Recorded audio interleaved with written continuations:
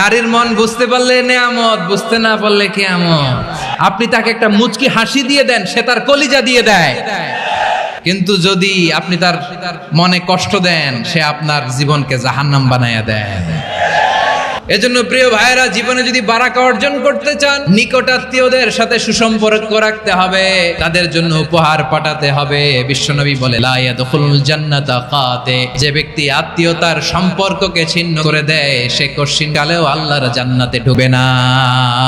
আপনি কি এটারে সহজ হাদিস মনে করছেন? এটা সহজ কথা? আপনি ভাবছেন আপনার নামাজ আপনারে বাঁচাতে পারবে, আপনার রোজা বাঁচাতে পারবে, আপনার তাহাজ্জুদ আপনারে বাঁচাতে পারবে?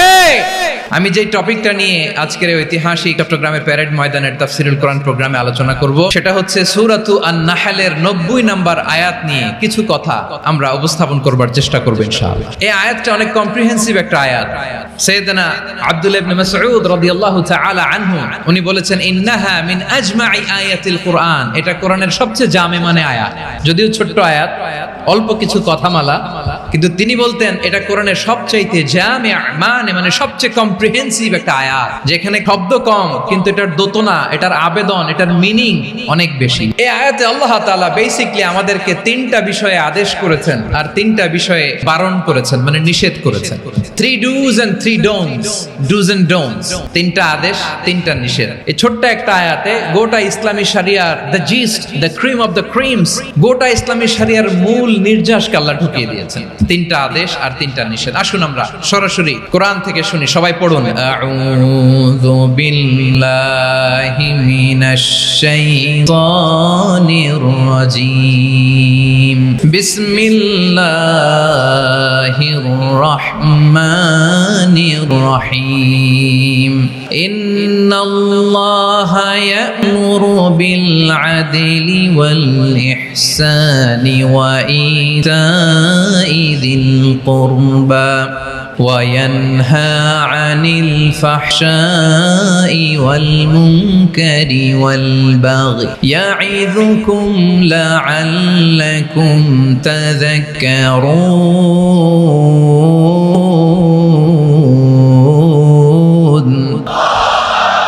আল্লাহ তাআলা ইরশাদ করছেন, ইন্নাল্লাহা ইয়া'মুরু বিল আদলি ওয়াল ইহসান, নিশ্চয় আল্লাহ তাআলা তোমাদেরকে ন্যায় বিচারের আদেশ দেন, সদাচরণের আদেশ দেন, নিকট আত্মীয়দেরকে দানের আদেশ দেন। আদেশ কয়টা? নিশ্চয় আল্লাহ তাআলা তোমাদেরকে ন্যায় বিচারের আদেশ দেন, সদাচরণের আদেশ দেন, তিনি তোমাদের নিকট আত্মীয়দেরকে দানের আদেশ দেন, আর তিনি তোমাদেরকে অশ্লীলতা থেকে নিষেধ করেন, মন্দ কাজ থেকে নিষেধ করেন, অবাধ্যতা সীমা লঙ্ঘন থেকে নিষেধ করেন। তিনি তোমাদেরকে উপদেশ দেন যাতে তোমরা শিক্ষা গ্রহণ করো। সুবহানাল্লাহ। উপদেশ দিচ্ছে স্বয়ংকে, তিনটা জিনিসের আদেশ। ইয়া'মুরু বিল আদল, সুবিচার, ন্যায় বিচারের আদেশ তিনি দেন। ইহসানের আদেশ দেন, যাতে আমরা ইহসান করি, একে অপরের প্রতি সুবিচার করি, মহানুভবতা দেখায়, অনুগ্রহ দেখায়, আর নিকট আত্মীয়দেরকে যেন আমরা দান করি। এই তিনটা আদেশ তিনি দিয়েছেন। আর কোন তিনটা জিনিস থেকে তিনি বারণ করেছেন? অশ্লীলতা, ফাহশা, মুনকার, মানে সব মন্দ আর অসৎ কাজ, এগুলো থেকে তিনি আমাদেরকে বারণ করেন। ওয়াল বাগি, অবাধ্যতা, সীমা লঙ্ঘন, এই তিনটা কাজ থেকে তিনি আমাদেরকে বারণ করেন। তিনি আমাদেরকে উপদেশ দেন, স্বয়ং আল্লাহ তাআলা আমাদেরকে উপদেশ দেন যাতে করে আমরা শিক্ষা গ্রহণ করি। সুবহানাল্লাহ। আল্লাহ তাআলা প্রথমে আমাদেরকে আদেশ দিয়েছেন আদালের। ইন্নাল্লাহা ইয়া'মুরু বিল আদল, আওয়াজ করে বলুন আল আদল। আমরা উর্দু জানি, হিন্দি জানি, অনেকে ইংরেজিও জানি, কিন্তু আরবি শব্দগুলো আমাদের মুখ দিয়ে বেরোতে চায় না। আওয়াজ করে বলুন আল আদল। মাশাআল্লাহ। ইন্নাল্লাহা ইয়া'মুরু বিল আদল, আল্লাহ তাআলা আমাদেরকে আদলের আদেশ দেন। আদল অনেকে না বুঝলেও আদালত শব্দটা বুঝবেন। আদালত, আদালত, আদালত বুঝেন না? যেখানে বিচার কার্যের ফয়সালা করা হয়, কোর্ট কাচারি, আদালত, এটা তো ভেরি কমন। এটা শুনছেন না সবাই? আদালত, যেখানে ন্যায় বিচার হবে, সুশাসন হবে। কিন্তু ভাগ্যের কি নির্মম পরিহাস, ওখান থেকে মিথ্যা সাক্ষী দিয়ে মনমতো রায় দিয়ে দেয়া হয়। এগুলোর পরিবর্তন হওয়ার দরকার আছে না নাই?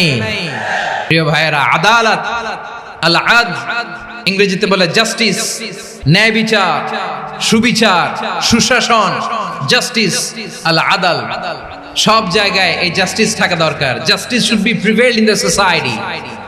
The mission of all prophet was two uphold the justice.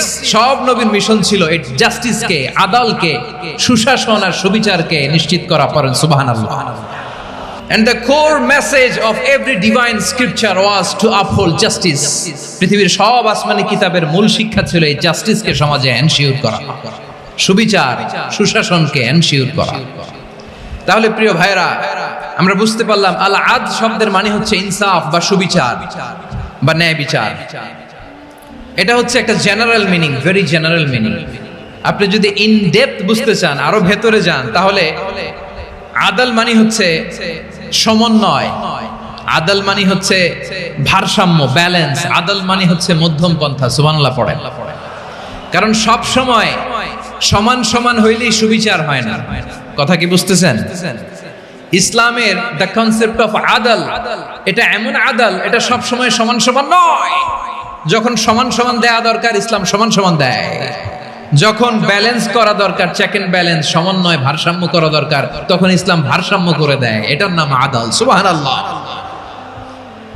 সহজ করে আপনাদেরকে বুঝাই, যেমন ধরুন একটা পরিবারের 3 জন সদস্য, স্বামী, স্ত্রী আর সন্তান। তাদের সকালবেলার ব্রেকফাস্টে স্বামীর, সকালের নাস্তায় স্বামীর 3টা রুটি লাগে, স্ত্রীর 2টা লাগে, আর সন্তানের 1টা রুটি লাগে। এখন আমি যদি সমান সমান করে আদল করতে চাই, সবাইকে যদি 3টা করে রুটি দেই, তাহলে স্বামী বেচারার জন্য ঠিক আছে? কি বলেন? কথা কি বুঝতেছেন না কষ্ট হয়ে যাচ্ছে? যদি সমান সমানের নিয়মে আগাই, তাহলে 3টা করে যদি রুটি দেই স্বামীর জন্য ওকে, কিন্তু স্ত্রীর জন্য 1টা বেশি হয়ে যায়। আর সন্তানের জন্য কয়টা বেশি হয়? আচ্ছা, এই তো বুঝতেছেন, মাশাআল্লাহ। আচ্ছা, 2টা করে যদি সবাই দেই সমান সমান নীতিতে, তাহলে স্ত্রীর জন্য, স্ত্রী বেচারির জন্য ঠিক আছে, কিন্তু স্বামীর কয়টা কম পড়ে? আর সন্তানের বেশি হয়ে যায় কয়টা? আচ্ছা, সমান সমান নীতিতে সবাইকে যদি সকালের নাস্তার জন্য 1টা করে রুটি দেই, সন্তানের জন্য ঠিক আছে, কিন্তু স্ত্রী বেচারির কম পড়ে কয়টা? স্বামীর কম পড়ে কয়টা? 2টা। কথা কি বুঝতেছেন? আর আমি যদি স্বামীকে দেই 3টা, স্ত্রীকে দেই 2টা, আর সন্তানকে দেই 1টা, তাহলে কারো অপচয় হবে না। যার যতটুকু দরকার ঠিক ততটুকুই কাজে লাগবে। চিল্লায় বলেন ঠিক কি না? এটাই হচ্ছে ইসলামের আদাল, যেখানে যার যতটুকু দরকার তাকে সেখানে ঠিক ততটুকু দিয়ে দেওয়ার নামই হচ্ছে আদাল। চিল্লায় পড়েন আল্লাহু আকবার। রব্বুল আলামিন বলেন, ইউসিকুমুল্লাহু ফি আওলাদিকুম লিযযাকারি মিসলু হাযযিল উনসায়াইন। আল্লাহ তোমাদেরকে ওসিয়ত করেন, তোমাদেরকে আদেশ দেন, উত্তরাধিকার সম্পদ যখন বন্টন হবে, ছেলেরা যতটুকু পাবে, মেয়ে পাবে তার অর্ধেক। সুবহানাল্লাহ বলেন। দেখেন, ছেলে যতদূর, মেয়ে অর্ধেক। ছেলে ডবল পাবে। আপাত দৃষ্টিতে মনে হয় এখানে অবিচার হয়েছে, কিন্তু আসলে কি অবিচার হয়েছে? আপনি বিয়ের ক্ষেত্রে যান, ওইখানে আবার ছেলে মোহরানা দেয়, মেয়ে সেখানে মোহরানা পায়। তাহলে চেক এন্ড ব্যালেন্স, ভারসাম্য, ব্যালেন্স, মধ্যম পন্থা এখানে আছে না নাই? এটাই হচ্ছে ইসলামের আদল। আল্লাহ তাআলা এই আদলের আদেশ দিয়েছেন, সুবিচার, ন্যায় বিচার, সুশাসন এবং ভারসাম্যের আদেশ দিয়েছেন। প্রিয় ভাইয়েরা, একটি শান্তিময় সমাজ, একটা সমৃদ্ধ সমাজ, একটা মানবিক সমাজ যদি আমরা পেতে চাই, এই আয়াতের মধ্যে যতগুলো পয়েন্ট আছে সবগুলোর বাস্তবায়ন লাগবে। এই আয়াতে আল্লাহ তাআলা একটা মানবিক সমাজের রূপরেখা টেনেছেন। তার প্রথম কথা হচ্ছে ইন্নাল্লাহা ইয়ামুরু বিল আদল। আল্লাহ তাআলা তোমাদেরকে আদলের নির্দেশনা দেয়, সুবিচার, সুশাসনের নির্দেশনা দেয়। যে সমাজে আদল থাকে না, সেই সমাজে জুলুম মানুষের ঘাড়ে চেপে বসে। আদলের বিপরীত হচ্ছে জুলুম। আদলের বিপরীত কি? জুলুম বা জাওর, অত্যাচার, অবিচার, বৈষম্য। এই যে বৈষম্য বিরোধী ছাত্র আন্দোলন কমন পড়ছে? এই যে একজন সমন্বয়ক তো দেখা করলো আমার সাথে।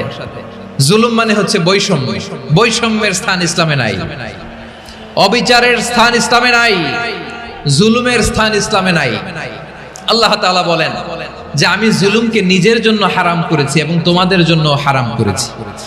বিশ্বনবী ফরমান, আল্লাহ তাআলা বলেন হাদিসে কুদসিতে, ইয়া ইবাদি ইন্নী হারামতু যুলমা আলা নাফসি ওয়াজআলতুহু বাইনাকুম মুহাররামান ফালা তাযালামু। আমার গোলামেরা শোনো, নিশ্চয় আমি আল্লাহ তাআলা জুলুমকে আমি আমার উপরে হারাম করেছি, অনুরূপভাবে জুলুম করাকে তোমাদের উপরেও হারাম করেছি। ফলে ফালা তাযালামু, তোমরা একে অপরের সাথে জুলুম করো না। নির্দেশনাটা কার? খবরদার, জুলুমের সাথে আমাদের কোনো সম্পর্ক নাই। আল্লাহ তাআলা আদলের আদেশ দিয়েছেন, আদালতের আদেশ দিয়েছেন, সুশাসনের ন্যায় বিচারের আদেশ দিয়েছেন। ইন্নাল্লাহা ইয়ামুরু বিল আদল, আমাদেরকে আদল প্রতিষ্ঠা করতে হবে। জুলুমের সাথে ইসলামের কোনো সম্পর্ক নাই। আল্লাহ তাআলা জালিমদের জন্য কঠিন শাস্তি প্রস্তুত করে রেখেছেন। এক্সট্রা জুডিশিয়াল কিলিং এর কোনো হিসাব নাই। বিচার বহির্ভূত হত্যা, এনফোর্স ডিসঅ্যাপিয়ারেন্স, গুম, যেটা সবচাইতে বড় মানবতা বিরোধী অপরাধ। কত মানুষ যে গুম হয়েছে তার কোনো ইয়ত্তা নাই। যেই ফ্যামিলির সদস্য গুম হয়েছে তারা কি ওই লোকটার জন্য মাগফিরাতের দোয়া করবে নাকি সুস্বাস্থ্যের দোয়া করবে তারা নিজেরাও জানতো না, কারণ জানে না ও বেঁচে আছে না মরে গেছে। আহা, বিডিআর নওজওয়ানদের যারা ছাড়া পেল দেখলাম, বিনা অপরাধে, কোনো অন্যায় ছাড়া, অপরাধ ছাড়া তাদের জীবন থেকে, তাদের তারুণ্যের, তাদের যৌবনের 15 বছর, 16 বছর, 17 বছর নাই। 6 মাস বয়সের ছোট বাচ্চাকে রেখে জেলে গেছে। 6 মাসের মেয়ে বেরোয় দেখে মেয়ের বয়স 17 বছর। মেয়ে বাবারে চিনে না, বাবা মেয়েরে চিনে না। মেয়েকে এখন বিয়ে দিয়ে আরেক ছেলের হাতে তুলে দিবে। মেয়ের শৈশব বাবা দেখে নাই, মেয়ের কৈশোর বাবা দেখে নাই, মেয়ের তারুণ্য দেখে নাই। আরেক যুবককে দেখলাম 14 দিনের সংসার, 2 সপ্তাহের সংসার শেষে জেলে গেছে। কত যুবকের যে স্ত্রী চলে গিয়েছে ফ্যামিলি ছেড়ে, কারণ জানে না তো কবে আসবে, কি হবে, কেউ জানতো না।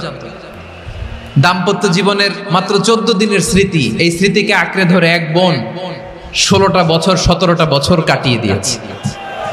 আমি নিউজটা দেখে ভাবলাম, আমার এই বোনের প্রতিটি দিন কিভাবে কেটেছে, প্রতিটি রাত কিভাবে কেটেছে, প্রতিটি ক্ষণ কিভাবে কেটেছে। বিশ্বনবী বলেছেন, ইত্তাকি দাওয়াতাল মাজলুম ফাইন্না লাইসা বাইনাহু ওয়া বাইনাল্লাহি হিজাব। মাজলুমের কান্নাকে ভয় করো, কারণ মাজলুমের কান্না আর আল্লাহর মাঝে কোনো পর্দা থাকে না। আমরা আর এরকম কোন জুলুম বাংলাদেশে দেখতে চাই না। জোরে বলেন ঠিক কিনা? আমার প্রিয় বীর চট্টলার তৌহিদি মুসলমান, আমরা আর নতুন করে কেউ জালিম হোক এটা চাই না। নতুন করে আবার কেউ ফ্যাসিস্ট হোক আমরা চাই না। এক দল আরেক দলকে নিশ্চিহ্ন করার রাজনীতি করুক আমরা চাই না। আমরা সুশাসনের বাংলাদেশ চাই, মানবিক বাংলাদেশ চাই, আমরা একটা সমৃদ্ধ বাংলাদেশ চাই। আমরা বিশ্বের বুকে সম্মান নিয়ে মাথা উঁচু করে দাঁড়াতে চাই, ঠিক কিনা বলেন? আল্লাহ বললেন, এটা যদি তোমরা চাও, একটা সমৃদ্ধ সমাজ যদি বিনির্মাণ করতে চাও, মানবিক সমাজ যদি বিনির্মাণ করতে চাও, আমি তোমাদেরকে সেজন্য প্রথমে আদালতের নির্দেশ দিলাম। ইন্নাল্লাহা ইয়া'মুরু বিল আদল, নিশ্চয় আল্লাহ তাআলা তোমাদেরকে ন্যায় বিচার, সুশাসন এটার আদেশ দেন। সুবহানাল্লাহ। আদাল, ন্যায় বিচারের আদেশ আল্লাহ তাআলা কোরআনের বিভিন্ন আয়াতে দিয়েছেন। আল্লাহ তাআলা বলছেন, ইন্নাল্লাহা ইয়া'মুরুকুম আন তুআদ্দুল আমানাতি ইলা আহলিহা ওয়া ইযা হাকামতুম বাইনান নাসি আন তাহকুমু বিল আদল ইন্নাল্লাহা নি'ম্মা ইয়া'iযুকুম বিহি ইন্নাল্লাহা কানা সামিআম বাসীরা। আল্লাহ তাআলা বললেন,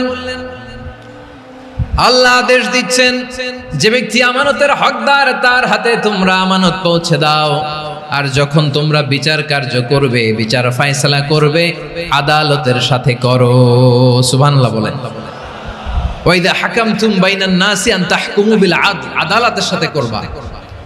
আল্লাহ তাআলা বলেন, যারা জাজ হবে, বিচারক হবে, তাদের যদি বাদী বিবাদীর কারো সাথে শত্রুতা থাকে, কারো সাথে যদি কোনো ধরনের রেষারেষি থাকে, আল্লাহ বলেন বিচার কার্য করতে যে ওই শত্রুতা রেষারেষির কারণে আদালতের বাইরে যে অবিচার করে বিচার করো না।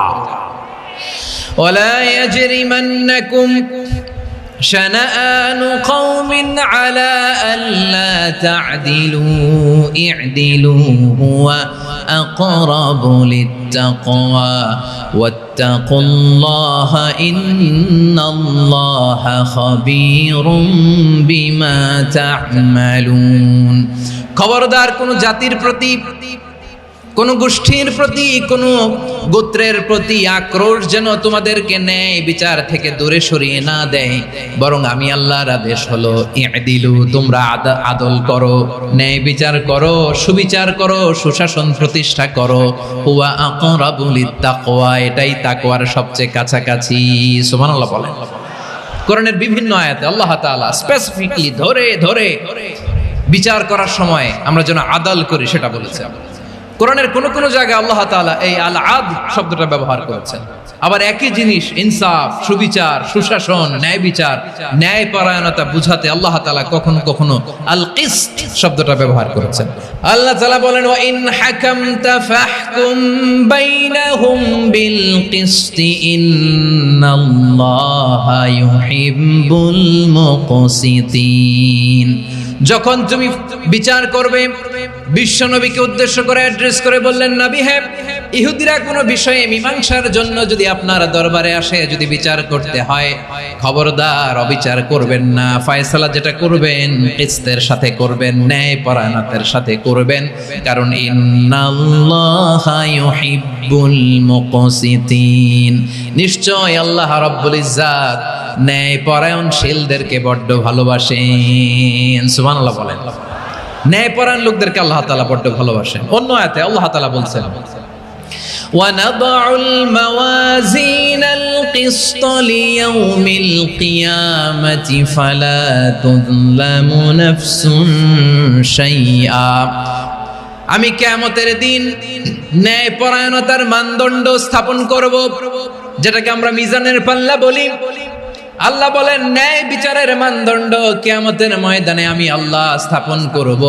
সেদিন কারো প্রতি বিন্দু পরিমাণ, এক চুল পরিমাণ অবিচার করা হবে না, কোনো বিচার করা হবে না। সেদিন সুশাসন হবে, সুবিচার হবে, ন্যায় পরায়ণতার সাথে বিচার হবে। আওয়াজ করে পড়েন আল্লাহু আকবার।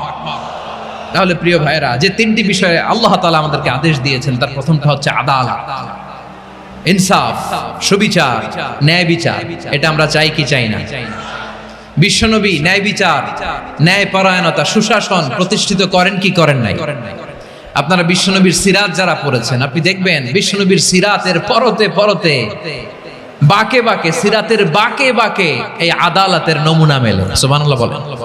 ছোট্ট একটা নমুনা রাসূল সাল্লাল্লাহু আলাইহি ওয়াসাল্লামের আসসিরা আল আতরা থেকে ছোট্ট একটা নমুনা আপনাদের খেদমতে এখানে উপস্থাপন করি। বিশ্বনবী সাল্লাল্লাহু আলাইহি ওয়াসাল্লাম মক্কা বিজয় করলেন ৮ম হিজরিতে। মক্কা বিজয় শেষে তিনি কয়েক সপ্তাহ মক্কাতে অবস্থান করলেন। ইন দ্য মিন টাইম মক্কার একটা ভেরি প্রেস্টিজিয়াস এন্ড ডিগনিফাইড ফ্যামিলির নারী চুরিতে ধরা পড়ল। কিসে ধরা পড়ল? আমাদের সমাজে আসেনি এটা? আছে? ছোট না বড়? হিসাব করে শেষ করা যায় না। ৩.৫ লাখ কোটি টাকা নাই উন্নয়ন প্রকল্পের নামে। ৩.৫ লাখ কোটি টাকা লিখতে পারবেন আপনি? একটানা লিখতে পারবেন? বুঝতেছেন কত বড় সংখ্যা? হ্যাঁ, বনু মাখজুমিয়া গোত্রের এক নারী মক্কায় চুরিতে ধরা পড়ল। বলেন তো চুরি করলে বিধান কি? কি কাটতে হবে? চুরির বিধান হলো হাত কেটে দাও। তাও সেটা গোপনে নয়, প্রকাশ্যে জনসম্মুখে হাত কেটে দাও। বনু মাখজুমিয়া গোত্রের নারী যখন চুরিতে ধরা পড়লো, সাহাবারা চিন্তায় পড়ে গেলেন। সবেমাত্র মক্কার লোকেরা কালিমা পড়ে মুসলমান হয়েছে, ইসলামের আইন কানুন তেমন জানে না, ইসলামী শরিয়ার সাথে বেশি পরিচিত নয়। এখন যদি বিশ্বনবী চুরির যেই বিধান এটা যদি কায়েম করে হাত যদি কেটে দেয়, না জানি মক্কার লোকেরা আবার বিগড়ে যায়, না জানি মক্কার লোকেরা আবার মুরতাদ হয়ে যায়, না জানি মক্কার লোকেরা ইসলাম থেকে দূরে সরে যায়। চলো চলো সাহাবীরা মিলে পরামর্শ করলেন, চলো বিশ্বনবীর কাছে যে বলি, ও নবী, শুধু কেবলমাত্র একমাত্র এই নারীর জন্য চুরির হাত কাটার বিধানটা আপনি একটু থামিয়ে দেন। চুরির হাত কাটার যে বিধান এইখানে একটু রহিত করে দেন, বাকিগুলা কইরেন মদিনাতে যে চলবে, কিন্তু মক্কায় এবারের জন্য মাফ করে দেন। কিন্তু কে বলবে? এই যে পরামর্শ, সাজেশন, এটা কে দিবে বিশ্বনবীর কাছে? সাহাবারা চিন্তায় পড়ে গেলেন। আল্লাহর নবীর সামনে দাঁড়িয়ে আল্লাহর দেয়া হুদুদ, আল্লাহর দেয়া বিধান থামিয়ে দেওয়া, মাফ করে দেওয়া, এই কথা বিশ্বনবীর সামনে বলার সাহস তো কেউ রাখে না। কেউ কেউ বলল, বিশ্বনবীর পালক পুত্র যায়েদ বিন হারেসার সন্তান উসামারে বিশ্বনবী নাতির মতো আদর করে, বড্ড বেশি ভালোবাসে উসামারে। এজন্য সাহাবারা উসামাকে বলতো হিব্বু রাসূলিল্লাহ, বিশ্বনবীর ভালোবাসা। কি বলতো? সাহাবীরা বললেন, বিশ্বনবীর ভালোবাসা হিব্বু রাসূলিল্লাহ, উসামারে পাঠাও। উসামারে বিশ্বনবী নাতির মতো স্নেহ করে, মায়া করে, ভালোবাসে। আমরা পারবো না, উসামা পারবে। সবাই মিলে ফুলিয়ে ফুসিয়ে উসামাকে, ছোট্ট উসামাকে রাজি করালো। উসামা এমন এমন কথা যে তুমি বিশ্বনবীর কাছে বলতে হবে, পারবা নাকি? উসামা বলে, পারবো।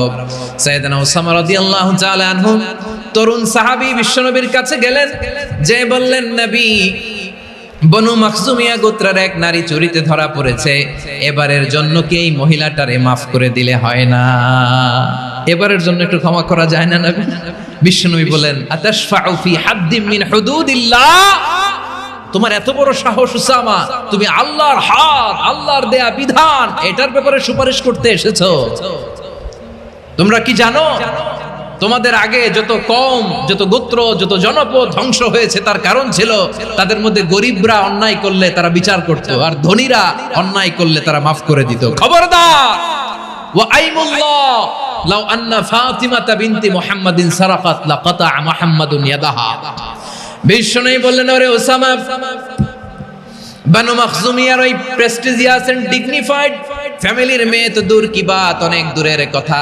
জেনে রেখো ওসামা, আমার কলিজার টুকরা, নয়নের পুটুলি ফাতেমাও যদি মক্কার জমিনে আজকে এই চুরির দায়ে ধরা পড়তো, আমি বিশ্বনবী মুহাম্মদুর রাসূলুল্লাহ ধরে ফাতেমার ডান হাতটা কেটে দিতে এক বিলম্ব দেরি করতাম না।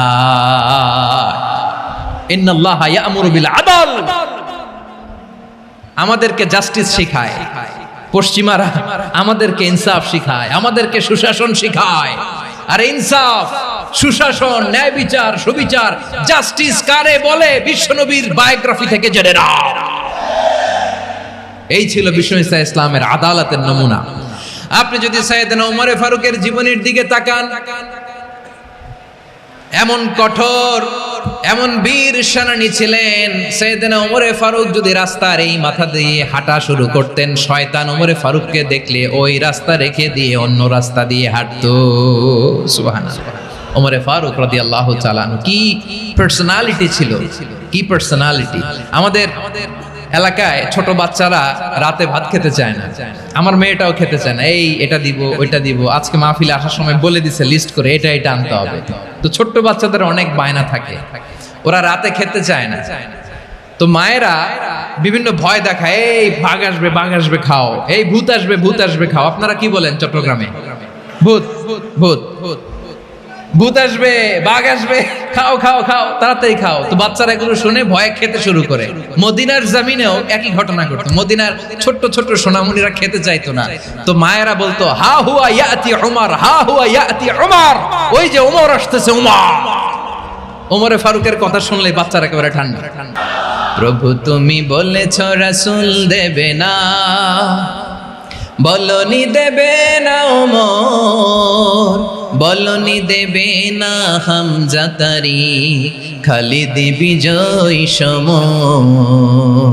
প্রভু তুমি বলেছ রাসূল দেবে না, বলনি দেবে না ওমর, বলনি দেবে না হামজা তারিক, খালিদ বিজয় সমর। প্রভু তুমি বলেছ রাসূল দেবে না। আল্লাহু আকবার। ওমর ফারুক রাদিয়াল্লাহু তাআলা আনহু, ওনার কথা শুনলে গায়ের মধ্যে গুজবাম হয়, গায়ের পশমগুলো দাঁড়িয়ে যায়। সুবহানাল্লাহ বলেন। কি পার্সোনালিটি ছিল, কি ব্যক্তিত্ব ছিল! মুনাফিকরা ওমর ফারুককে জমের মতো ভয় পেত। শয়তান, খুদ শয়তান এই রাস্তা দিয়ে আসলে শয়তান অন্য রাস্তা দিয়ে হাঁটতে।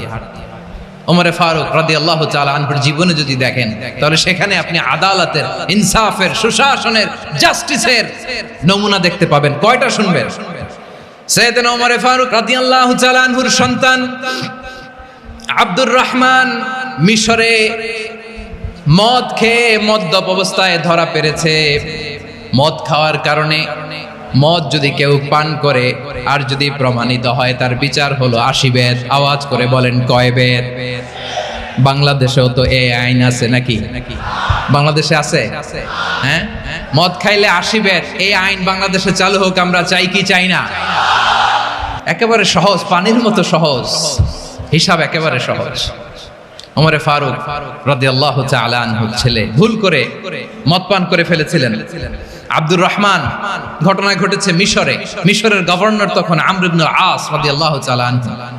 আব্দুর রহমানের ভাই যে গভর্নরকে বলল, গভর্নর যদি একটু দয়া করেন, খলিফার ছেলে আমার ভাই আব্দুর রহমান মদ্যপ অবস্থায় ধরা পড়েছে, জনসম্মুখে যদি আপনি বেত্রাঘাত করেন আমাদের প্রেস্টিজ থাকে না, যদি 80 বেত আপনি মারেন আমার কোনো কথা নাই, কিন্তু ঘরের ভেতরে মারেন। আব্দুর রহমানের ভাইয়ের সুপারিশ শুনে সাইয়েদনা আমর ইবনে আস রাদিয়াল্লাহু তাআলা আনহু রাজি হয়ে গেলেন। ঘরের ভেতরে লোকচক্ষুর আড়ালে 80 বেত তিনি মানলেন। কিন্তু ঘটনাক্রমে এই কথা লুকিয়ে লুকিয়ে ঘরের ভেতরে 80 বেত মারার কথা সাইয়েদনা ওমর ফারুক মদিনা থেকে জানতে পারলেন। মদিনা থেকে তিনি ফরমান জারি করলেন, এই বিচার যেমনটি আমর ইবনে আস আদায় করেছে এটা প্রকৃতপক্ষে আদায় হয় নাই। আসো সবাই মদিনায় আসো, আমর ইবনে আস মদিনায় আসো, আব্দুর রহমানও আসো, সবাই আসো, জনসম্মুখে এই বিচার কার্যকর করতে হবে। সাইয়েদনা ওমর ফারুক মসজিদে নববীর পিলারের মধ্যে নিজের ছেলেকে বাঁধলেন, আবার জনসম্মুখে 80টা বেত তার গায়ের মধ্যে মারলেন। মাজমুয়ে ফাতাওয়া ইবনে তাইমিয়া রাহিমাহুল্লাহ উনি এটা নকল করেছেন। এটা সবচেয়ে বিশুদ্ধ মত, আর অনেক মত আছে। মারা গেছে কবরের উপর, ওগুলো বাদই দিলাম। কেমন খলিফা ছিলেন, কেমন খলিফা! পশ্চিমারা তোমরা জাস্টিস আমাদেরকে শেখাও, ইনসাফ কারে বলে, সুশাসন আমাদেরকে তোমরা শেখাও। ওমর ফারুক রাদিয়াল্লাহু তাআলা ওইটাকে, ওই বিচারকে তিনি ধর্তব্য মনে করেন নাই। মদিনাতে এনে আবার জনসম্মুখে আবার 80 বেত মেরেছেন। মিশরে ওমর ফারুক রাদিয়াল্লাহু তাআলা আনহু আমর ইবনে আসকে গভর্নর করে পাঠালেন। সেখানে আমর ইবনে আসের ছেলে একটা প্রতিযোগিতায় রানার আপ হয়েছে। এক মিশরি সেখানে চ্যাম্পিয়ন হয়েছে। রানার আপ বুঝতে পেরেছেন তো? সেকেন্ড হয়েছে। এক মিশরি হয়েছে চ্যাম্পিয়ন, প্রথম। কিন্তু গভর্নরের ছেলে ও জিততে পারে নাই। ও রাগে ওই মিশরির গায়ের মধ্যে কয়েকটা লাঠি দিয়ে বাড়ি মেরেছে। মিশরি যে মদিনাতে ওমর ফারুকের কাছে বিচার দিলেন, আপনার গভর্নরের ছেলে অন্যায়ভাবে আমার গায়ে হাত তুলেছে। সাইয়েদনা ওমর ফারুক আবার ফরমান জারি করলেন, আসো মদিনাতে আসো। মিশরীকে ডাকলেন। ওই মিশরের গভর্নর আমর ইবনে আস রাদিয়াল্লাহু তাআলা আনহুকে ডাকলেন, তার ছেলেকেও ডাকলেন। সবাই বসে রইল। আমর ইবনে আস রাদিয়াল্লাহু তাআলা আনহু মাথা নিচু করে বসে আছেন, লজ্জায় কাচুমাচু। হায় হায়, আজকে আমার ছেলের কারণে আমিরুল মুমিনিন খলিফাতুল মুসলিমিন ওমর ফারুকের কাছে আমি জনসম্মুখে লজ্জিত হচ্ছি। সাইয়েদনা ওমর ফারুক বললেন, এই নাও লাঠি। গভর্নরের ছেলে তোমার মাথার মধ্যে যতগুলো বাড়ি মেরেছে, আজকে জনসম্মুখে তুমি অতগুলা বাড়ি মারো। মিশরি বলে, থাক, আপনি যে ডেকে আনছেন সবার সামনে এটা বলছেন, এতেই আমি খুশি। আল্লাহু আকবার! আপনার মহানুভবতা দেখে আমি খুশি, আর অপমানের দরকার নাই। ওমর ফারুক বলে, না, খবরদার, এই কথা মিশরি তুমি বলো না, মারো, যতগুলা বাড়ি মেরেছে মারো। বাধ্য হয়ে মিশরি আমর ইবনে আসের সামনে ওনার কলিজার টুকরা সন্তানের মাথার মধ্যে বাড়ি মারতে আরম্ভ করলেন। ঠিক যতগুলা বাড়ি গভর্নরের ছেলে আমর ইবনে আসের ছেলে মিশরীর গায়ে মেরেছিল, মাথায় মেরেছিল, মিশরি গুনে গুনে ততটা মারলেন। এই দৃশ্য দেখে ওমর ফারুক রেগে মেগে আগুন, রাগের চোটে রাগ সামলাতে না পেরে, আর নিজেকে সামলাতে না পেরে মিশরীরে বললেন, ছেলেরে মারা শেষ হয়ে গেলে এবার বাবার টাক মাথার মধ্যে কয়েকটা বাড়ি মার। রাগের চোটে, আউট অফ অ্যাঙ্গার রাগের চোটে যে আমার পাঠানো গভর্নর আমর ইবনুল আস তার ছেলেকে কেন আদব তারবিয়া কেন শিক্ষা দিতে পারে না, ছেলেরে মারা হইলে এবার আমর ইবনুল আসের মাথার মধ্যে দুইটা মারো, এটা রাগে বলেছে, এটা শাস্তি হিসেবে না। সুবহানাল্লাহ পড়ে। তোমরা আমাদেরকে সুশাসন শিখাও। বিশ্বনবী বলেন আদল এটা যেন বিষয় না, এটা দিয়েই মানবিক সমাজ গড়তে হবে।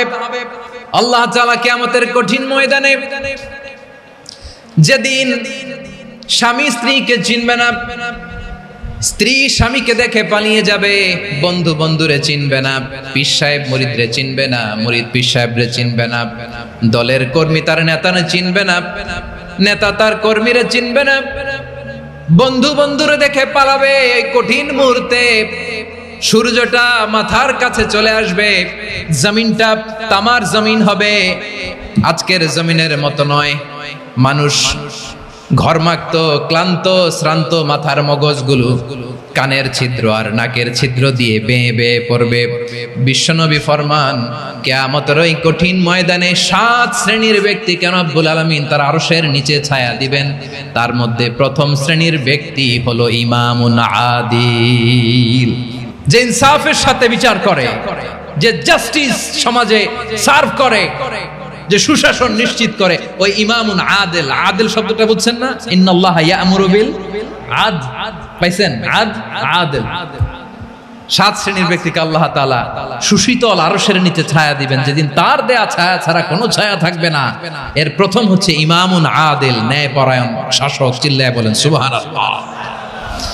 আবার বিশ্বনবী বললেন ইন্নাল মুকসিতিনা ইনদাল্লাহি আলা মানাবিরা মিন নূর আন ইয়ামিনির রহমান। কিয়ামতের দিন যারা ন্যায় পরায়ণ হিসেবে আল্লাহর সামনে দাঁড়াবে, কিয়ামতের দিন রব্বুল আলামিন তার আরশের ডান দিকে ওই ন্যায় পরায়ণ লোকদের জন্য আরশের ডান দিকে একটা নূরের মিম্বারে তাদেরকে বসার সুযোগ করে দিবে। আল্লাহর আরশের ডান দিকে ন্যায় পরায়ণ লোকদের জন্য আল্লাহ তাআলা নূরের মিম্বার বানাবে। 4টে কেন কথা মনে করেছেন? আল আদাল, জাস্টিস। ইন্নাল্লাহা ইয়া'মুরু বিল আদল। আল্লাহ তাআলা এই আদালতের নির্দেশনা দেন, সুবিচার, সুশাসন। প্রিয় ভাইয়েরা, এটা আমরা বাংলাদেশে চাই কি চাই না? এই যে অরাজকতা, এই যে অন্যায়, এই যে জুলুম, এই যে ইনকনসিস্টেন্সি, সমাজের অসঙ্গতির প্রধান কারণ জাস্টিস নাই, সুবিচার নাই, সুশাসন নাই। শেষবারের মতো আওয়াজ করে বলেন তো, আমরা বাংলাদেশে আদল চাই কি চাই না? তাহলে প্রথম নির্দেশনা শেষ। আল্লাহ তাআলা তোমাদেরকে আদলের আদেশ দেন। এরপরে আল্লাহ বললেন আমি তোমাদেরকে ইহসানের আদেশ দেই। ইন্নাল্লাহা ইয়া'মুরু বিল আদলি ওয়াল ইহসান। আমি তোমাদেরকে যেমনি আদলের নির্দেশনা দেই, তেমনি ভাবে তোমাদেরকে ইহসানের নির্দেশনা দেই। ইহসান, আওয়াজ করে সবাই বলেন তো ইহসান। ইহসান মানে কারো প্রতি সফট হার্টেড হওয়া, মহানুভব হওয়া, অনুগ্রহ পরায়ণ হওয়া, অনুগ্রহশীল হওয়া, একে অপরের প্রতি দয়াদ্র হওয়া। একে অপরের প্রতি দয়াদ্র অনুগ্রহশীল হওয়া ছাড়া মানবিক সমাজ কশিনকালেও গঠন করা সম্ভব না। প্রিয় ভাইয়েরা, সুন্দর আচরণ দিয়ে, ইহসান দিয়ে যা জয় করা যায়, নরম আচরণ দিয়ে যেটা অর্জন করা যায়, কঠোরতা দিয়ে সেটা পারা যায় না। বিষ্ণু ঈসা ইসলাম ইহসান দিয়ে, কোমল আচরণ দিয়ে, তার অনুগ্রহ দিয়ে তিনি অনেক কাফিরের হৃদয়কে জয় করে ফেলেছেন। সাইয়েদনা সুমামা ইবনে উসাল রাদিয়াল্লাহু তাআলা আনহুর কথা মনে পড়ে যায়। তিনি ছিলেন ইয়ামামার বাদশা। মদিনাতে বিশ্বনবীকে হত্যা করার নিয়তে এসেছিলেন, গোপনে গোপনে বিশ্বনবীকে হত্যা করে আবার ইয়ামামাতে তিনি ফিরে যাবেন। কিন্তু কি অবাক করা কাণ্ড, হত্যা করতে পারে নাই, সাহাবাদের হাতে তিনি ধরা পড়ে গেলেন।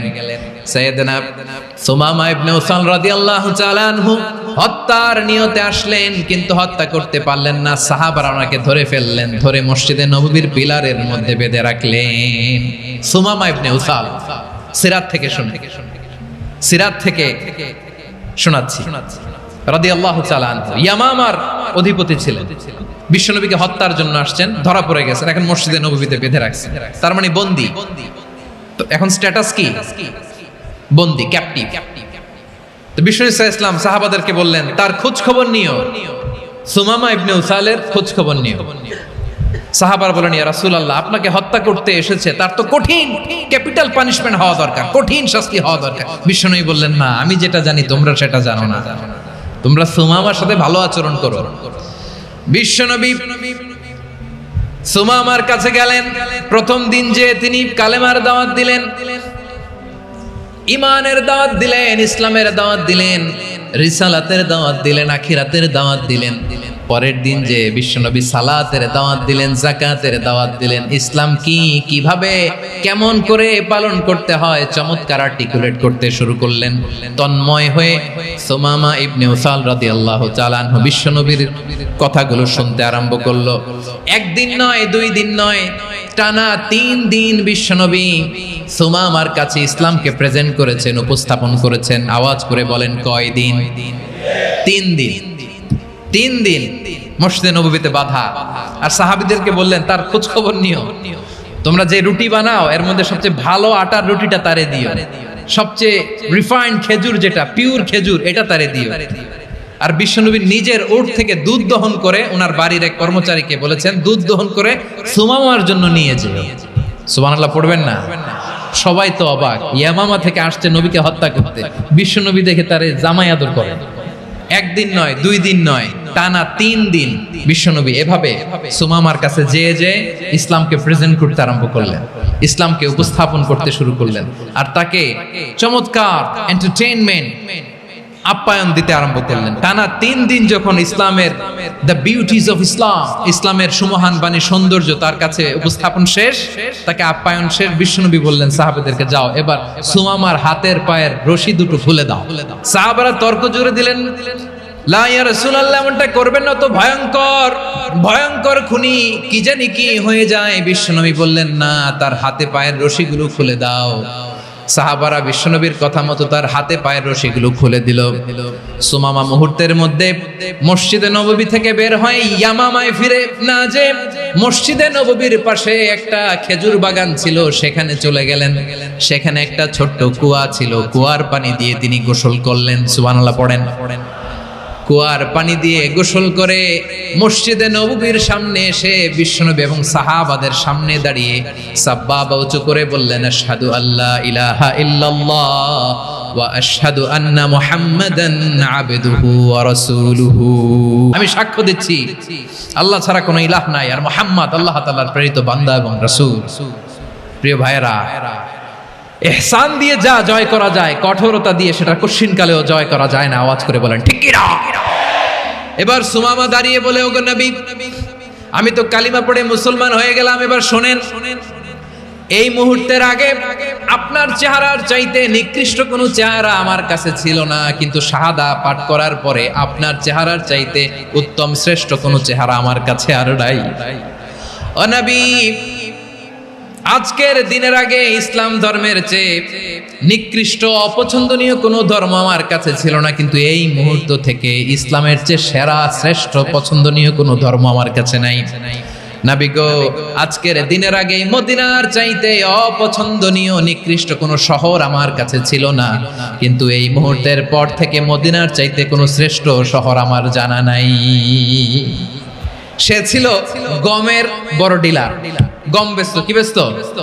তার গম কিনে মক্কার লোকেরা রুটি খাইতো। সে ঘোষণা দিল, আজকে থেকে মক্কাবাসীদের জন্য সব গম আমি হারাম করে দিলাম, মক্কাবাসী এখন না খেয়ে মরে।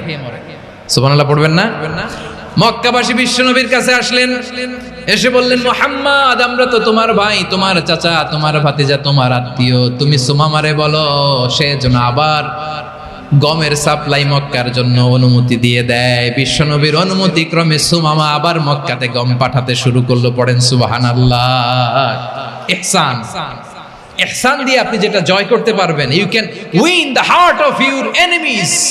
ইহসান দিয়ে আপনি আপনার শত্রুর হৃদয়কে জয় করতে পারবেন। এজন্য আল্লাহ বললেন, ওয়া আনফিকু ফি সাবিলিল্লাহি ওয়া লা তুলকু বিআইদিকুম ইলাত তাহলুকা ওয়া আহসিনু ইন্নাল্লাহা ইউহিব্বুল মুহসিনিন।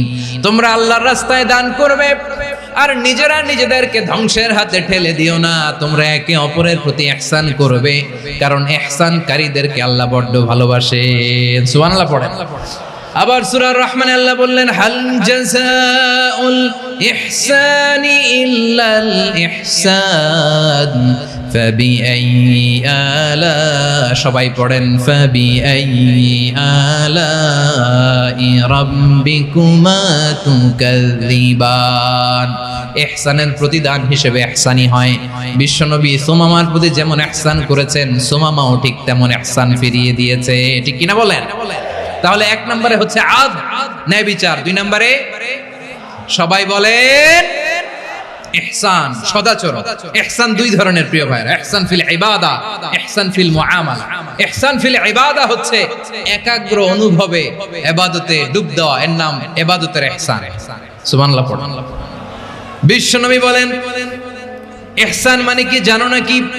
হাদিসে জিবরিলে সাইয়েদনা জিবরিল আলাইহিস সালাম বিশ্বনবীকে বললেন আখবিরনি আনিল ইহসান। নবী আমাদেরকে বলেন ইহসান মানে কি? বিশ্বনবী বললেন আনতা আবুদাল্লাহ কাআন্নাকা তারাহু ফাইন লাম তাকুন তারাহু ফাইন্নাহু ইয়ারাক।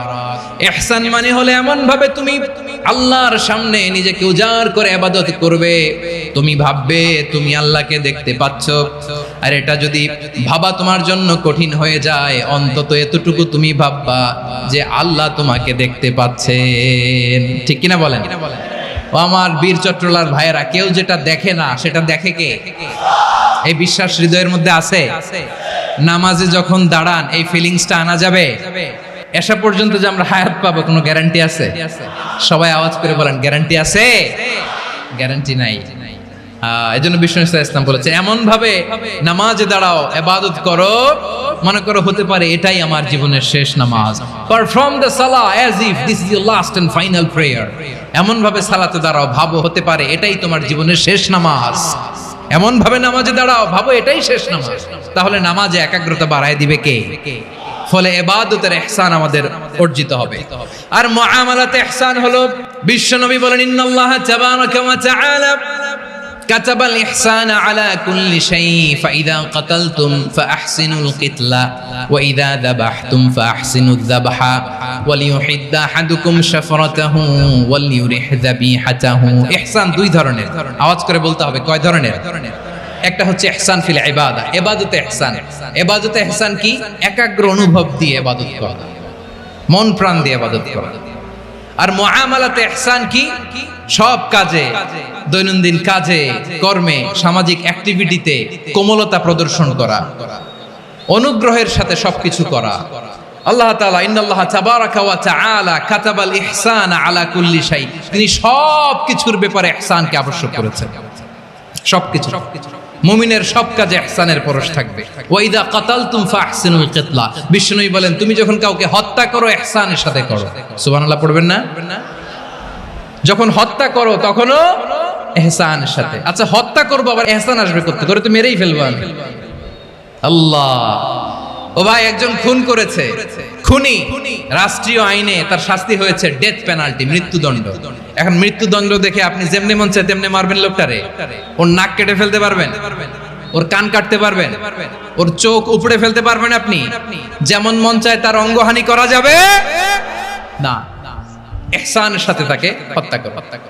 সুবহানাল্লাহ, this is Islam, this is the true essence of Islam. ওয়া ইযা যাবাহতুম ফাহসিনুয যাবহা, যখন জবাই করবে তখনও ইহসানের সাথে জবাই করো। করব জবাই, ওইখানেও নাকি ইহসান।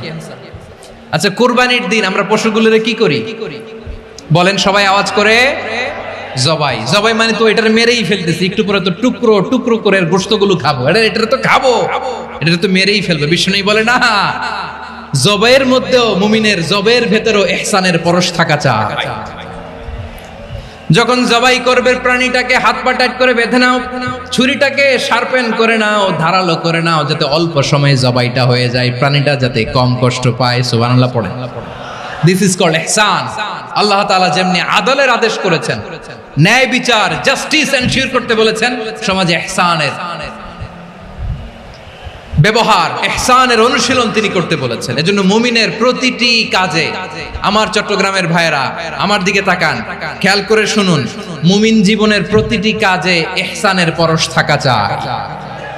আমরা যেন আমাদের পরিবারের প্রতি ইহসান করি, আমরা যেন আমাদের কর্মচারীদের প্রতি ইহসান করি, আমরা যেন আমাদের কলিগদের প্রতি ইহসান করি, আমরা যেন আমাদের ভাইদের প্রতি ইহসান করি।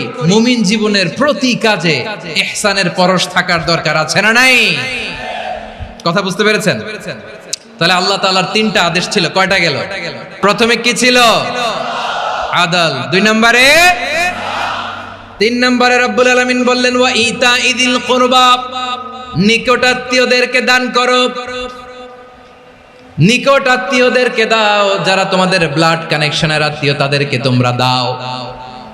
এখানে জেনারেলি বললেন দাও, কি দিব সেটা তিনি এখানে বলেন নাই, সেটা তিনি সূরাতুল ইসরার মধ্যে বলেছেন। আল্লাহ বলেন ওয়া আতিদাল কুরবা হাক্কাহ, নিকট আত্মীয়দেরকে তাদের অধিকার, তাদের প্রাপ্য তোমরা বুঝিয়ে দাও। দেখেন, একটা শান্তির সমাজ, একটা সমৃদ্ধ সমাজ, একটা মানবিক সমাজ গঠনের জন্য আল্লাহ তাআলা বেশি না, মাত্র 3টা অর্ডার, 3টা ভার্ডিক্ট তিনি জারি করেছেন। 1 নাম্বার সুশাসন, ন্যায় বিচার। 2 নাম্বার ইহসান। 3 নাম্বার নিকটাত্মীয়, যারা কাছের, তোমার ভেরি ক্লোজ রিলেশনশিপে আছে, তাদেরকে দাও। দাও, দিলে বাড়িয়ে দেয় কে? অনেকে দিতে চায় না, কৃপণতা করে। দিলে বাড়ায় দেয় কে? ও মিয়া, মদিনার মধ্যে সবচাইতে গরিব সাহাবী ছিল বেলাল রাদিয়াল্লাহু তাআলা আনহু। ওনার এন্টায়ার অ্যাসেট, সম্পদের পরিমাণ কতদূর জানেন? একটা লুঙ্গি। বেলাল রাদিয়াল্লাহু তাআলা আনহু, ওনার টোটাল ওয়েলথের এস্টিমেশন হচ্ছে মাত্র একটা লুঙ্গি। একটা লুঙ্গি, টোটাল ওয়েলথ এস্টিমেশন, টোটাল সম্পদের পরিমাণ বেলাল রাদিয়াল্লাহু তাআলা আনহুর কি ছিল? ওই বেলাল রাদিয়াল্লাহু তাআলা আনহুকে বিষ্ণু ইসলাম বলেছেন আনফিক ইয়া বেলাল, ও বেলাল তুমিও দাও। ওয়ালা তাখশা মিন যিল আরশি ইখলালা, আরশের অধিপতির তো কোনো ঘাটতি নাই, তুমি দিলে ওই আল্লাহ তোমারে বাড়ায় দিবে। এজন্য আমার প্রিয় ভাইয়েরা, দিলে কমে না, দিলে বাড়ে। অনেকে ধরে রাখে, নতুন কিছু নিতে পারে না, হাত দিয়ে যেটা ধরে রেখেছেন এটা দিয়ে দেন, বড় একটা ধরার সুযোগ পাবেন। জোরে বলেন ঠিক কিনা? রব্বুল আলামিন বললেন 3 নাম্বার আদেশ হলো তোমাদের প্রতি সমাজটারে কেমন করে মানবিক সমাজ, সুন্দর সমাজ গড়বা। 3 নাম্বার আদেশ হলো ওয়া আতিদাল কুরবা হাক্কা, নিকটাত্মীয়দেরকে তাদের প্রাপ্য বুঝিয়ে দাও। এই নিকটাত্মীয়দেরকে তাদের অধিকার বুঝিয়ে দেওয়া, প্রাপ্য বুঝিয়ে দেওয়াতে আমাদের গাফলতি আছে না নাই?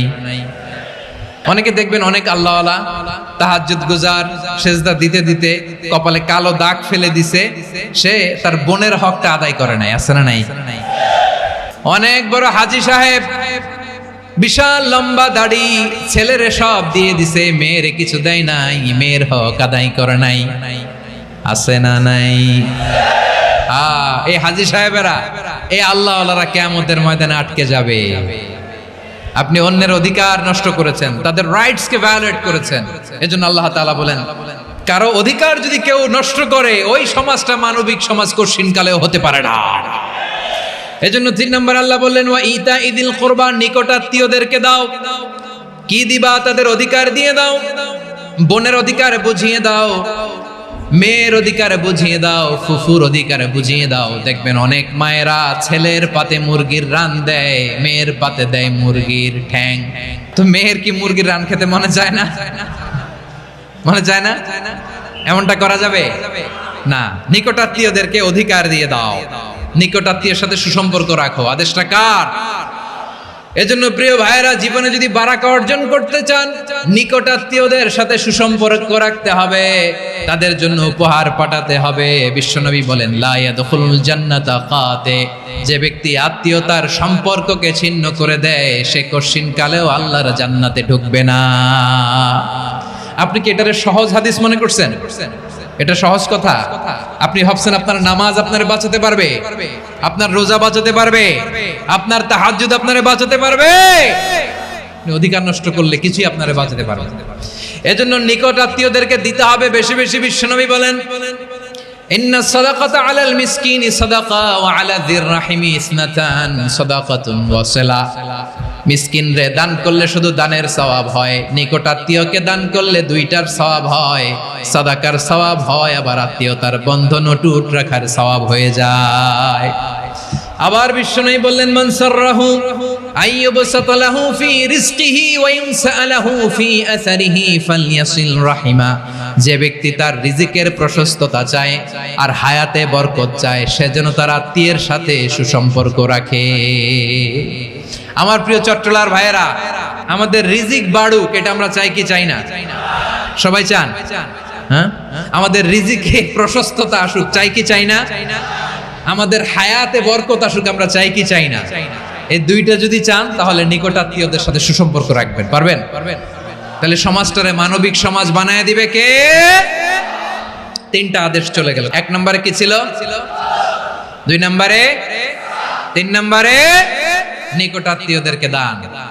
আল্লাহ তাআলা তিনটা জিনিসের যেমনি আদেশ করেছেন, অনুরূপভাবে তিনটা বিষয় তিনি বারণ করেছেন, নিষেধ করেছেন, ওগুলোর কাছেও যাওয়া যাবে। রাব্বুল আলামিন বলেন, ওয়ায়ানহা আনিল ফাহশাই ওয়াল মুনকারি ওয়াল বাগি। আমি যেমনি তিনটি বিষয়ে আদেশ করলাম, অনুরূপভাবে তিনটি বিষয়ে বারণ করলাম, নিষেধ করলাম। আমার 1 নাম্বার নিষেধাজ্ঞা হলো অশ্লীলতার প্রতি। ফাহশা, ওয়ায়ানহা আনিল ফাহশা, আল্লাহ তাআলা অশ্লীলতাকে নিষেধ করেছেন। কোন জিনিসকে? সবাই বলুন, কোন জিনিসকে? যত ধরনের, যত টাইপের, যত ক্যাটাগরির অশ্লীলতা হতে পারে, সব অশ্লীলতাকে হারাম করেছেন কে? ফাহশা মানে কি?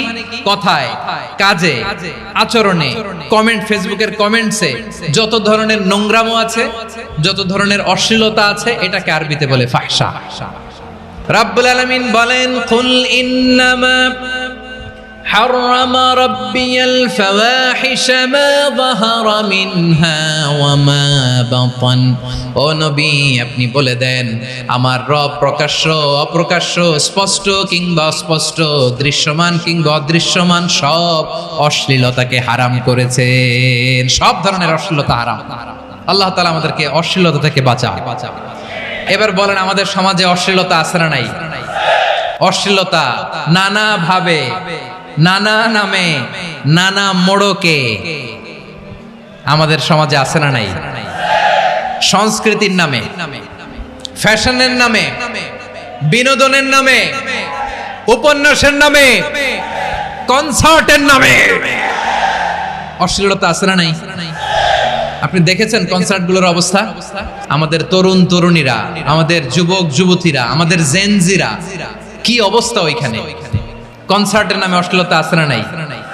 ছেলে মেয়ে একে অপরকে জড়ায় ধরতেছে, একে অপরকে চুমু খাচ্ছে, প্রকাশ্যে, দিবালোকে, গণমানুষের সামনে। আল্লাহ তাআলা এই অশ্লীলতা থেকে আমাদেরকে বেঁচে থাকতে বলেছেন। রূপালী জগতের নামে অশ্লীলতা আছে না নাই? এই টার্মটা আপনারা জানেন না? রূপালী জগৎ কি জগৎ? আসলে কি রূপালী জগৎ না অন্ধকার জগৎ? আমার বোনেরা, আপনাদেরকে যে কি বলে তারা বুঝায়, রূপালী জগৎ শুনেই আপনি ভরকে যাবেন না। রূপালী জগতে যে নারী যত বেশি উলঙ্গ, সে নাকি তত বেশি সাহসী। জানেন? বলে এটা একটা সাহসী নারী, খুব সাহসী পদক্ষেপ তার। যত বেশি শরীর থেকে কাপড় নামাতে পারবে, যত বেশি বস্ত্রহীন হয়ে নিজেকে প্রেজেন্ট করতে পারবে, সে নাকি তত বেশি সাহসী। আমার চট্টলার ভাইয়েরা, শয়তানের প্রথম এজেন্ডা ছিল বনি আদমকে বস্ত্রহীন করা। সে আদম এবং হাওয়া আলাইহিস সালামকে নিষিদ্ধ গাছের ফল খাইয়ে তাদেরকে বস্ত্রহীন করেছে। এই জামিনেও সে আমাদেরকে বস্ত্রহীন করতে চাইবে। এই রূপালী জগতের নামে তারা এটা করে। আমার প্রিয় বোনেরা, আপনি জানেন না আপনার দাম কত? ওরা আপনাদেরকে বিজ্ঞাপনের সস্তা পণ্য বানাতে চায়। ওরা আপনাদেরকে ওদের ভোগের লিপসার টুলস বানাতে চায়। ওরা আপনাদেরকে দিয়ে ওদের খায়েশ পূরণ করতে চায়।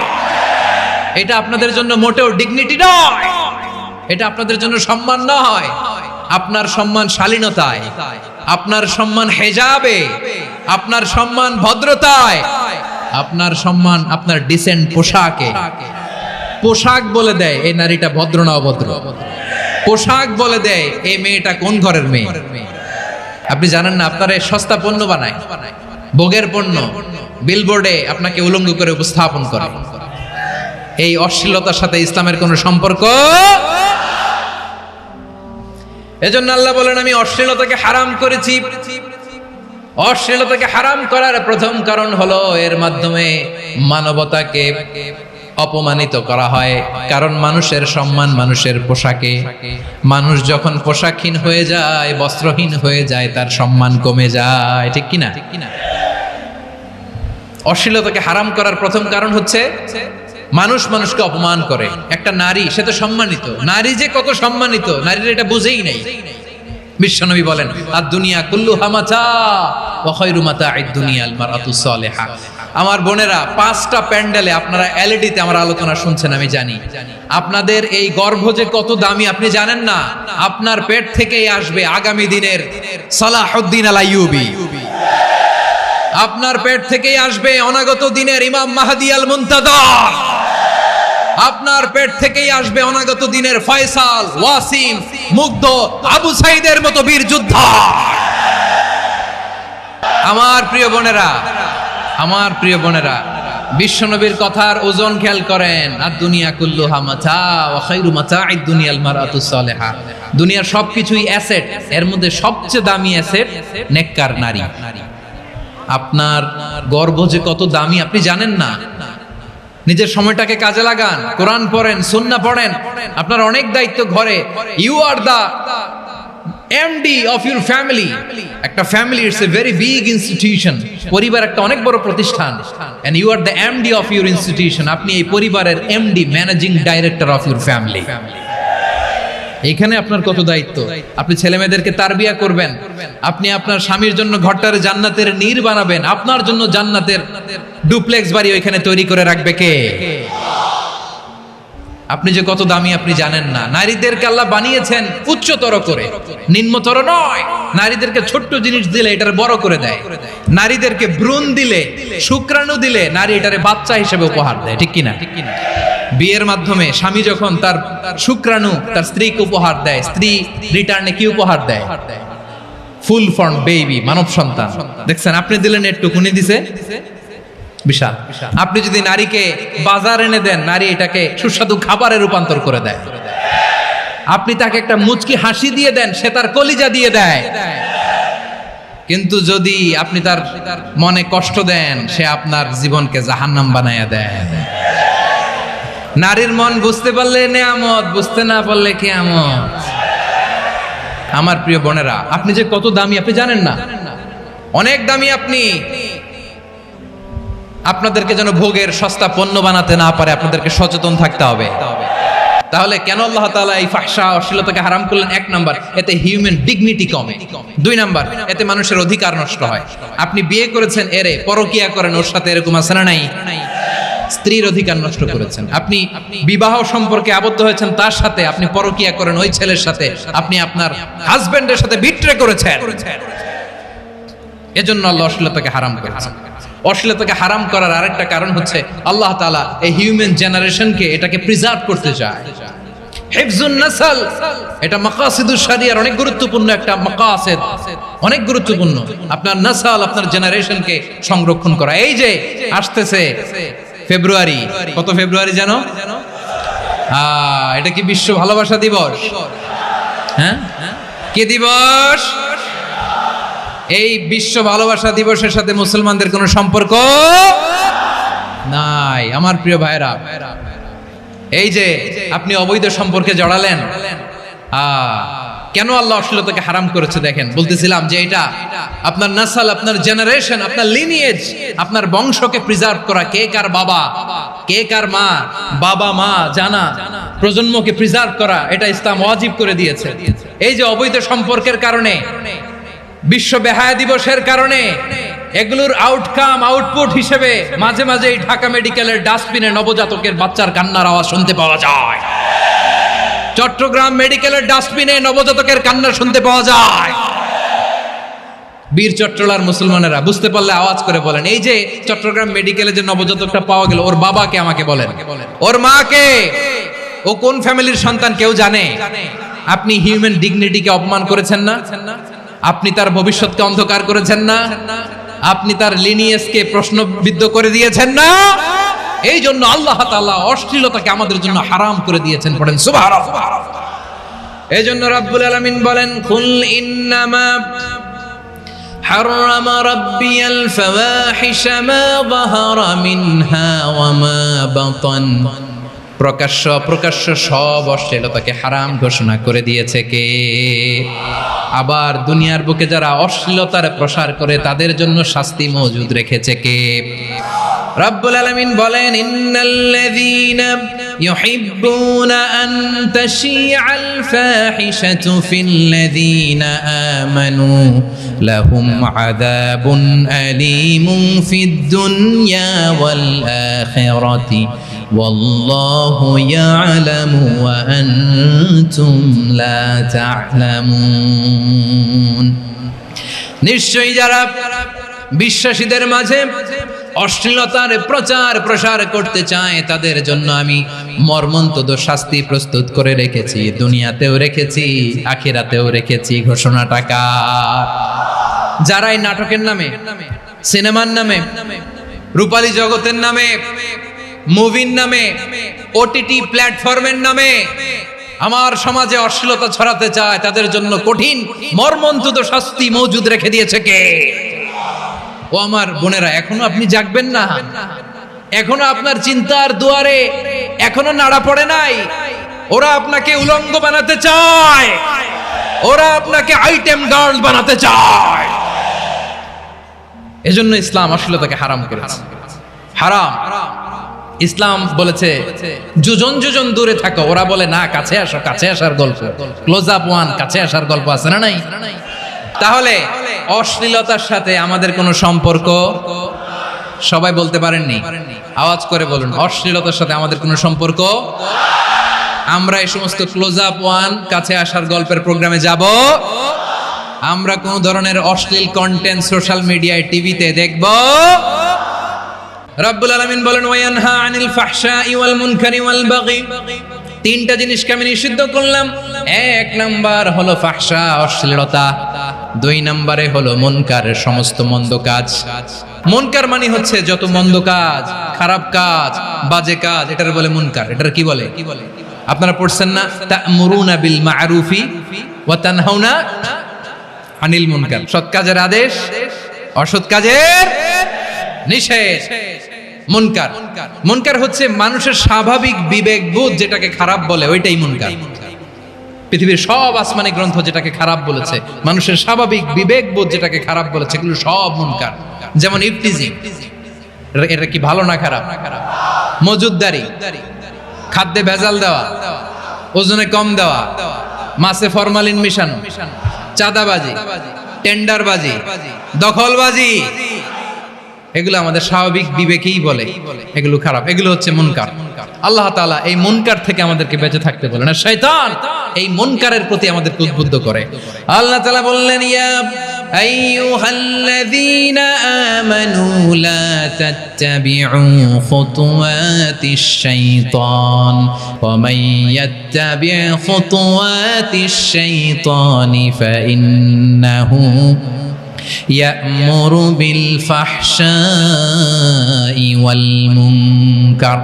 আল্লাহ বললেন, আমার গোলামেরা শোনো শোনো, ও আমার বিশ্বাসী বান্দারা খবরদার, তোমরা কশিনকালেও শয়তানের পদাঙ্ক অনুসরণ করবে না, কারণ শয়তান তোমাদেরকে অশ্লীলতা এবং মন্দ কাজের দিকে উদ্বুদ্ধ করে। আমাদের কাজ হচ্ছে শয়তান আমাদেরকে যেদিকে নিতে চায় আমরা তার উল্টা দিকে যাব। শয়তান এই মন্দ কাজকে আমাদের কাছে বিউটিফাই করে, চাকচিক্যময় করে আমাদের সামনে উপস্থাপন করে। এজন্য আল্লাহ বলেন, মুনকারকে থামাতে হবে, মুনকার প্রতিরোধ করতে হবে। মুনকার প্রতিরোধের দায়িত্ব শুধু আমাদের নাকি? শুধু আপনার খতিব সাহেবের, ইমাম সাহেবের, নাকি মুসলিম উম্মার সবার? আওয়াজ করে বলুন, মুনকার, অসৎ কাজ প্রতিরোধের দায়িত্ব কার? রাব্বুল আলামিন বলেন, কুনতুম খায়রা উম্মাতিন উখরিজাত লিন-নাসি তা'মুরুনা বিল মা'রুফি ওয়া তানহাউনা আনিল মুনকার।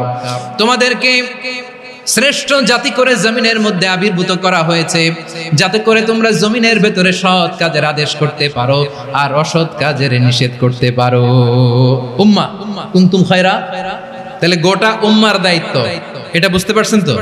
আচ্ছা, আরো নিচে আসেন।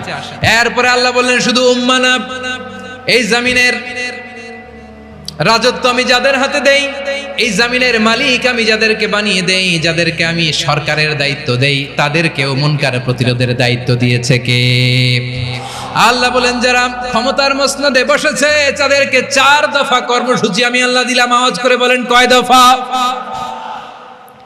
আল্লাহ বলেন আল্লাযীনা ইম্মাক্কান্নাহুম ফিল আরদি আকামুস সালাতা ওয়া আতাউয যাকাতা ওয়া আমারু বিল মা'রুফি ওয়া নাহাউ আনিল মুনকার ওয়া লিল্লাহি আকিবাতুল উমুর। যারা এই জমিনের উত্তরাধিকার হয়েছে তারা 4 দফা কর্মসূচি নিয়ে সামনে আগাবা। সালাত কায়েম করবা, যাকাত আদায় করবা, সৎ কাজের আদেশ দিবা, অসৎ কাজ থেকে মুনকার প্রতিরোধ করবা। আদেশটা কার? আমার প্রিয় চট্টলার ভাইরা, পুরো উম্মার দায়িত্ব মুনকার প্রতিরোধ করা, সরকার প্রধানের দায়িত্ব মুনকার প্রতিরোধ করা। এরপর আল্লাহ বলেন প্রতিটা ফ্যামিলির যিনি প্রধান সিইও বাবা, প্রত্যেক বাবারও দায়িত্ব এই মুনকার প্রতিরোধ করা। আওয়াজ করে বলেন ঠিক কি না? যেমনটি সাইয়েদনা লোকমান আলাইহিস সালাম ওনার কলিজার টুকরা সন্তানকে আদেশ করেছেন, ইয়া বুনাইয়া আকিমিস সালাতা ওয়া'মুর বিল মা'রুফি ওয়ানহা আনিল মুনকার। পড়েন সুবহানাল্লাহ। বাবা ছেলেকে সবক দিচ্ছে, লোকমান আলাইহিস সালাম ছেলেকে বলতেছে, ওরে আমার কলিজার টুকরা সন্তান, ওরে আমার বাছা, নামাজ কায়েম করবা, সৎ কাজের আদেশ দিবা, আর মুনকার প্রতিরোধ করবা, অসৎ কাজ সমাজ থেকে খারাপ কাজকে ঝেঁটে বিদায় করে দিবা। তাহলে দেখেন আমি স্টেপ বাই স্টেপ নামলাম। পুরা উম্মার দায়িত্ব, জমিনের উত্তরাধিকারী আল্লাহ যাদেরকে বানিয়েছেন সরকার, তাদের দায়িত্ব, প্রতিটি ফ্যামিলির প্রধানের দায়িত্ব। এরপরে বিশ্বনবী বলেন সচেতন প্রতিটি মুসলিমের দায়িত্ব সমাজ থেকে মুনকারকে উৎখাত করা। বিশ্বনবী বলেছেন মান রাআ মিনকুম মুনকারান ফালিয়ুগাইয়িরহু বিয়াদিহি فإن لم يستطع فبلسانه وإن لم يستطع فبقلبه وذلك أضعف الإيمان। সমাজে যে মুনকার দেখবে, খারাপ কাজ দেখবে, সেজন্য হাত দিয়ে সেটাকে থামায়। আমার প্রিয় ভাইরা, না থামালে আমরাই ডুববো শেষমেশ। আমাদের বাঁচার জন্য হইলেও থামাইতে হবে। রব্বুল আলামিন বলেন ওয়াত্তাকু ফিতনাতাল লা তুসিবান্নাল্লাযীনা যালামু মিনকুম খাসসা। ও আমার গোলামেরা, ওই আযাবকে ভয় করো যে আযাব যখন আমি জমিনের বুকে পাঠাই শুধু জালেমদেরকেই মারি না, আলেমদেরকেও মারি। আযাব যখন আসে তখন শুধু জালিমই মরে না, আলেমও মরে। জানেন মুসা আলাইহিস সালামের পায়ে একবার লাল পিঁপড়া, তো উনি রেগে মেগে পাশি দেখে লাল পিঁপড়ার বাসা, পা দিয়ে ডলে মুছে সবগুলো পিঁপড়া মেরে ফেলছে। এই ঘটনাটা আল্লাহ ঘটিয়েছেন এজন্য মুসা আলাইহিস সালাম ছিলেন কালিমুল্লাহ, সরাসরি আল্লাহর সাথে কথা বলতেন। তিনি আল্লাহকে জিজ্ঞেস করেছিলেন, আল্লাহ তুমি যখন কোনো জনপদে আযাব পাঠাও, শাস্তি দাও, ওখানকার শুধু জালেমরাই তো মরে না, ভালো মানুষগুলাও মরে, তো আযাব দিবা মুশরিকদের উপর দিবা, অবাধ্যদের উপর দিবা, ভালো মানুষগুলোরে মারো কেন? আল্লাহ বললেন মুসা তোমার যে কামড় দিছিল পায়ের মধ্যে পিঁপড়া, কয়টা পিঁপড়া? একটা পিঁপড়া, তো সবগুলারে মারলা কেন? রেগে মেগে পুরো পিঁপড়ার বাসা ভেঙে মেসাকার করলা কেন? আমি যখন অ্যাকশনে যাই, আমি যখন শাস্তি দেই, তখন এত বাস বিচার করা হয় না, বাস বিচার করা যায় না। যখন অ্যাকশনে যাওয়া হয় ওইটা ডাইরেক্ট অ্যাকশন হয়ে যায়। চিল্লায় বলো ঠিক কি না? এজন্য আমাদের বাঁচার জন্য হলে ওই পাপ থামাতে হবে, এই শয়তানের অট্টহাসি থামাতে হবে, অন্যায় অপরাধ সমাজ থেকে আমাদের থামাতে হবে। কারণ আযাব আসলে ওরাও মরবে, আমরাও মরবো। একটা জাহাজ 2 তলা, আপনি আছেন 2য় তলায়, নিচের তলার কিছু লোক জাহাজের তলা ছিদ্র করতে আরম্ভ করছে। কি ছিদ্র করতেছে? আচ্ছা জাহাজের তলা ছিদ্র করলে তলা দিয়ে কি ঢুকে? এখন আপনি যদি বলেন আমার কি, আমি তো 2 তলায়, আমি তো ভালো আছি, ওরা ছিদ্র করে ওরা মরবে। আসলে কি শুধু ওরা মরবে? তলা দিয়ে যখন পানি ঢুকবে, জাহাজ ঢুকলে আপনিও মরবেন। এজন্য নিজে মরার আগে ওই পাগলগুলোর নিচতলায় যে থামাতে হবে। চিল্লায় বলেন ঠিক কি না? এজন্য আল্লাহ বললেন মুনকার প্রতিরোধের দায়িত্ব সমাজের টপ টু বটম সবার। এজন্য মুনকার প্রতিরোধ করার দরকার আছে না নাই? সমাজে এই যে ইফটিজিং হয়, আপনার বোনের বয়সী একটা মেয়েকে কিছু বখাটে টিটকারি করে, এই বলে সেই বলে, নোংরা কথা বলে, রাস্তায় দেখেও আপনি পাশ দিয়ে না দেখার মতো চলে যান কেন? আপনি দাঁড়ান না কেন? আপনি দাঁড়ালেই তো থেমে যাবে, কারণ সত্যের যে শক্তি তার সামনে মিথ্যা মুখ থুবড়ে পড়ে। আপনার সামনেও কিছুই না, নাথিং। আপনি দাঁড়ান, ওকে প্রশ্ন করেন যে আমার বোনকে তুমি ডিস্টার্ব করো কেন? আপনাকে দেখে আরো 5 জন দাঁড়াবে, 5 জনকে দেখে আরো 10 জন দাঁড়াবে। আমাদের নীরবতা আর আমাদের নিশ্চুপ থাকাই জালিমদেরকে আরো শক্তিশালী জালিম বানিয়েছে। এজন্য মুনকার প্রতিরোধের দায়িত্ব আমাদের সবার। টেন্ডারবাজি, চাঁদাবাজি, দুর্নীতি, অপরাধ, দখলদারিত্ব, মজুদদারি, এগুলো সবকিছু একসাথে প্রতিরোধ করতে হবে, ঠিক কিনা বলেন? একটা মানবিক সমাজ যদি চাই, প্রতিরোধ করতে হবে। প্রিয় ভাইয়েরা, আল্লাহর শপথ নিয়ে বলি, এই নাসিহাত গুলো সবার জন্য, সব দলের জন্য, সব মতের মানুষের জন্য। আমরা কোনো দলের প্রতি মানুষকে ডাকি না, আমরা ডাকি ইসলামের দিকে। সব দলের, সব মতের, সব মানুষদেরকে আমরা আহ্বান জানাই, আসুন আমরা একটা সুন্দর সমাজ বিনির্মাণ করি। এই যে নতুন বাংলাদেশের এক সুযোগ এসেছে, আর জীবনে হয়তো আসবে না, সামনের 100 বছরে এই সময় আসবে না। আসুন দেশটাকে আমরা সাজাই, আসুন আমরা দুর্নীতি বন্ধ করি, আসুন আমরা চাঁদাবাজি বন্ধ করি, আসুন আমরা দখলদারিত্ব বন্ধ করি, আসুন আমরা এক দল আরেক দলকে নিশ্চিহ্ন করার যে রাজনীতি, এটা বন্ধ করি। সব দলের প্রতি আমার আহ্বান, আমরা চাঁদাবাজ মুক্ত বাংলাদেশ চাই, জুলুম মুক্ত বাংলাদেশ চাই, ফ্যাসিজম মুক্ত বাংলাদেশ চাই, গুণ খুন খারাপি মুক্ত বাংলাদেশ চাই, আমরা নতুন ভোরের বাংলাদেশ চাই।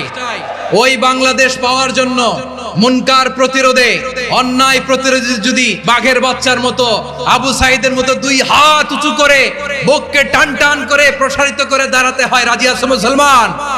রাব্বুল আলামিন বলেন, ওয়ায়ানহা আনিল ফাহশাই ওয়াল মুনকারি ওয়াল বাগি ইয়াইদুকুম লাআল্লাকুম তাযাক্কারুন। আল্লাহ বললেন, আমি অশ্লীলতাকে নিষেধ করি, আমি সব ধরনের মন্দ কাজকে নিষিদ্ধ করি, সব শেষে আমি সীমা লঙ্ঘনকে তোমাদের জন্য নিষিদ্ধ করি। নিষিদ্ধ করেছেন কয়টা জিনিস? 1 নম্বরে অশ্লীলতা, 2 নম্বরে মুনকার তথা সব মন্দ কাজ, 3 নম্বরে আল বাগি, সীমা লঙ্ঘন, ক্রসিং দ্য লিমিট। সীমা লঙ্ঘন করা ভালো না। We all should know our limits. চিল্লায় বলেন ঠিক কিনা? একই আয়াতে আল্লাহ বললেন, কুল ইন্নামা হাররামা রাব্বিয়াল ফাওয়াহিশা মা যাহারা মিনহা ওয়া মা বাতানা ওয়াল ইসমা ওয়াল বাগিয়া বিগাইরিল হক। অন্যায় ভাবে যে অবাধ্য হয়, যে সীমা লঙ্ঘন করে, তাদেরকেও আমি এটা হারাম করে দিলাম। সীমা লঙ্ঘন করা হারাম। আল্লাহ বারবার আমাদেরকে ওয়ার্নিং দেয়। যখন আমরা থামি না, তখন আল্লাহ ধরে, আর যখন ধরে তখন ছাড়ে না। ধরে না, ধরলে আল্লাহ। ফেরাউনকে কিন্তু হুট করে ধরে নাই, আপনারা জানেন, 9 বার ওয়ার্নিং দিয়েছে। ফেরাউনকে আল্লাহ তাআলা ওয়ার্নিং দিয়েছিল কয়বার?